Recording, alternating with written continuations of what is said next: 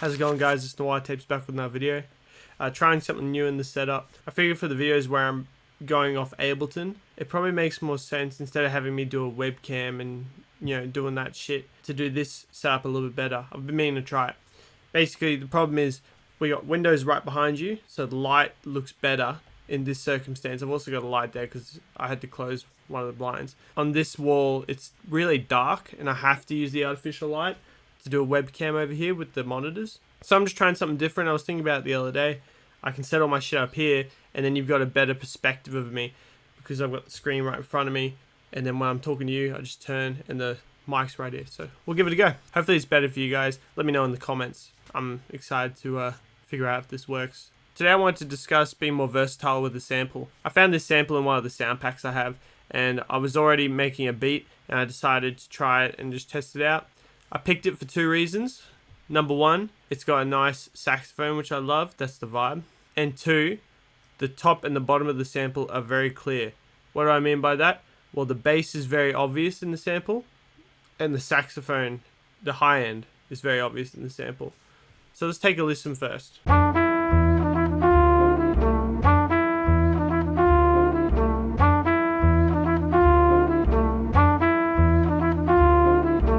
If you don't have headphones or studio monitors, you probably wouldn't be able to tell it as easily. I made the beat with my setup here so I could hear it through the studio monitors. At the moment, I'm just listening to it through the computer sound, so it sounds like trash. I already know that it is what it is. So firstly, the sample didn't always sound like that. You can sort of see there that it's chopped. I took the first note of a different bar and just put it at the end, so it loops quite nicely. And I also pitched it down to change the timing a bit. And so that's what I'm left with here. And you can see up in the top two audio tracks, they've labeled it sample highs and sample bass. Basically what I did, it's the same sample on both tracks, but I've added some effects to get the vibe I want. So I'll play the beat first with the effects added and split into the highs and lows so you can hear what that sounds like, and then I'll break it down.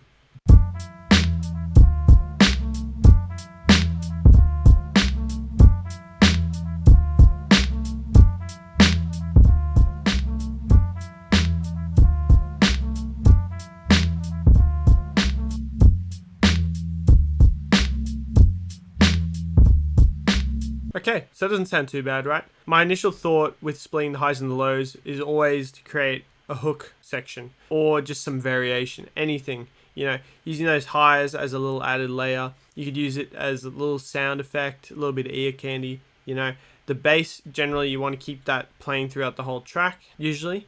Obviously, you can be creative with however you want to. If I'm splitting a sample like this, I usually like to do it with the premise where the bass has always been there, and then the highs can be used in a bunch of different methods, whether it's ear candy, a hook section. You got that versatility. And the important thing is you already know that these are in key because they come from the same sample, so you don't have to change much unless you're going to get really freaky with it. Anyways, we'll start with the highs first. Pretty simple stuff here. Let me play it by itself.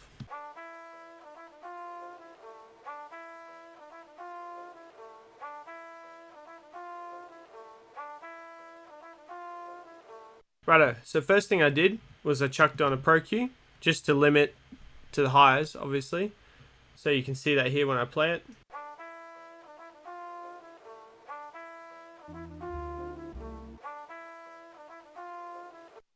Pretty standard stuff. You're just limiting the whole sample to just the high end. And then I also added an auto pan. This is just a creative effect. You don't necessarily need to do this, but I wanted to get a bit of movement with the sax. So now the auto pan makes it go back and forward between your ears. But yeah, so that's how the highs sound. But there's a few different plugins on the bass track itself. So let's look at those. This is what the bass sounds like by itself.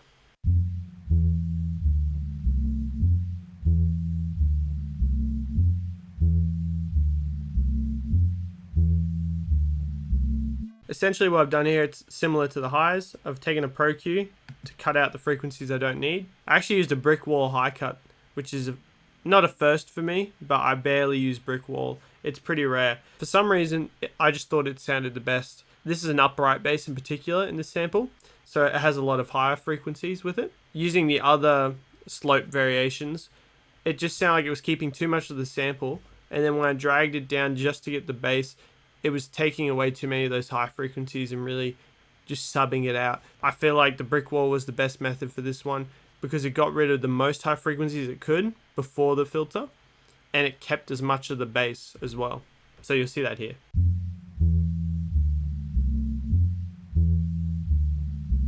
And the last thing I added to the bass was a decapitator. This is a pretty common practice to do with basses. You add more upper harmonics to the bass, which makes it take up more space in the beat. Very common to add a bit of distortion to your bass. It allows it to be heard on mobile phone speakers and other little speakers like that as well.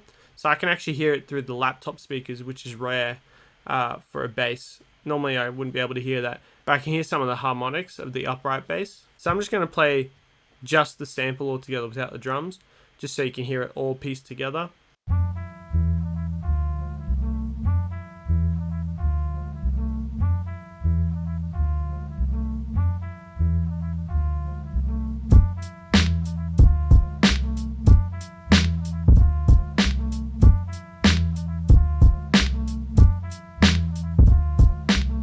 And just a reminder, this is what the original sample sounded like.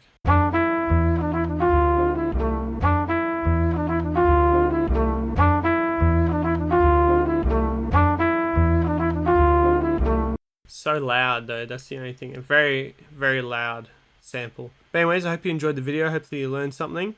I did a video with the drums from this beat earlier in the week. It goes over the capture MIDI button in Ableton. I'll link it up in the corner here. Go check it out. It's a really handy feature. I used it to make the drums on this beat. I use it all the time now after I learned about it. It's only a recent learning for me, but you know, things come at the right time in life. That's just how it is. But yeah, so go check that video out. And thank you for watching, guys. I'll see you next time.